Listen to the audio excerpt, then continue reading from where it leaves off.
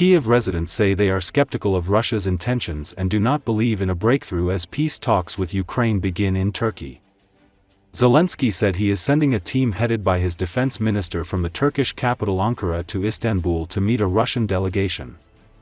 "I have serious doubts that they will be able to reach any agreement," said 20-year-old Oleksandra Tamanyuk after hearing that Russian President Vladimir Putin did not arrive to Turkey for talks.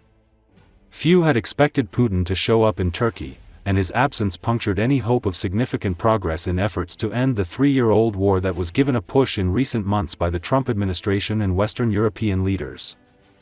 It also raised the prospect of intensified international sanctions on Russia that have been threatened by the West.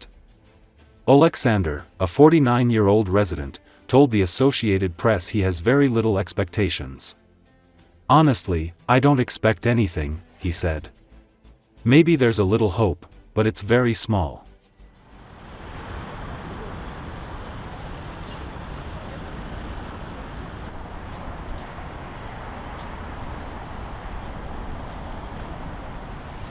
У мене була надія, якщо сам президент Російської Федерації з'явиться на цих переговорах, у мене була надія, що якимось чином зможе дотиснути до того, щоб як мінімум або були якісь припинення вогню, або, можливо, припинення бойових дій і якісь подальші переговори щодо закінчення війни.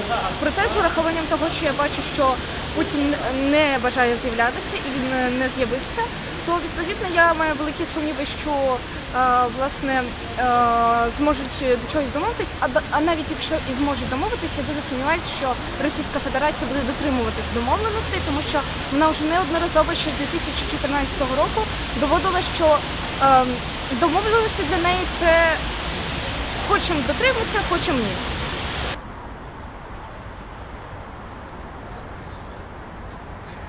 Що відчуваю? Нічого не відчуваю, чесно кажучи. Сподівання, можливо, є якісь на цю всю історію, але сподівання настільки мізерні, що він туди просто приїде. Ну, він не приїде, мабуть, а приїде його команда, яка буде знову якусь ахінею нести і все. І нічого, ну, галочка, велика галочка для того, щоб ми пробуємо щось робити.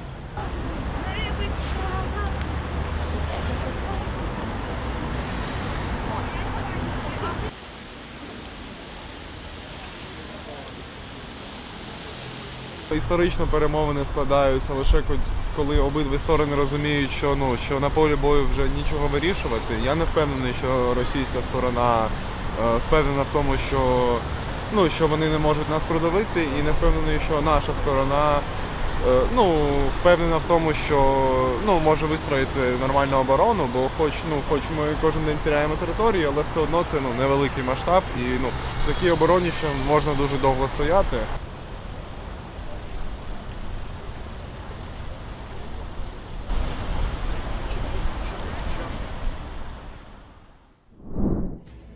Geolocated footage showed the Russian armed forces' successes along the T-0504 Pokrovsk-Konstantinovka highway, as well as advances northwest of Berezovka. Analysts from the Institute for the Study of War have announced the situation in the Toretsk region for May the 10th to the 12th. Russian war correspondents claim that over the weekend, Putin's army advanced northwest of Toretsk on the southern outskirts of Romanovka in the area of Alexandropol, Zelenipol, Novulenovka and Yablunevka. One of the Z publics reported that on May the 11th, units of the 68th Tank Regiment of the Russian Armed Forces advanced to the outskirts of Romanovka. Russian channels also write about counterattacks by the Ukrainian armed forces in Toretsk and in the Romanovka area. An analyst from the ISW reports that in Toretsk, the Ukrainian armed forces are fighting with the occupiers from the 238th Artillery Brigade in the area of Staraya Nikolaivka with the 42nd Motorized Rifle Division, in the area of Malinovka with the 39th Motorized Rifle Brigade, and in the area of Druzhba with the 1st Battalion Ghost. At that time, Russian forces managed to amass forces for further attacks on Toretsk. They concentrated their forces on the most vulnerable section of the front, at the junction of combat operations of our formations, which are operating in the Pokrovsk agglomeration and accordingly conducting combat in the Toretsk area. The enemy struck at this junction quite successfully and has achieved success, noted former spokesman of the General Staff of the Armed Forces of Ukraine, Vladislav Zelensky, in a comment to RBC Ukraine. Russian telegram channels also report that Russian armed forces units are engaged in combat in Stara Mykolaiivka and Oleksandra simultaneously conducting clearances near Kalinov. All these settlements are located southwest of Toretsk. The Russians also carried out several attacks towards Mirnorad, which is located east of Pokrovsk, using armored vehicles. This is dangerous. While we were fighting the enemy in the Udachny area, we didn't notice its advance east of Mirnorad.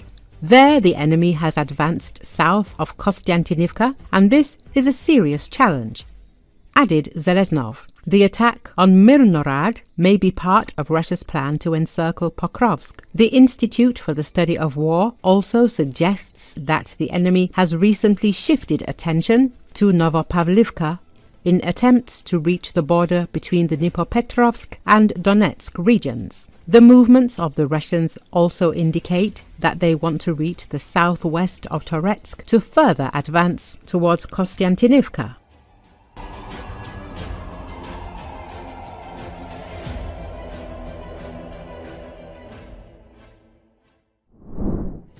Ukraine's Ministry of Defense released a video featuring a rarely seen S300 V1 air defense system, hinting that the long-range Soviet-era missile system may have been responsible for recent shoot-downs of Russian Su-series aircraft on May the 11th. In a video, Ukrainian servicemen operating an S300 V1 system stated they have intercepted not only cruise missiles targeting Ukraine's critical infrastructure, but also Russian Su-type jets dropping precision-guided bombs on frontline cities and military positions.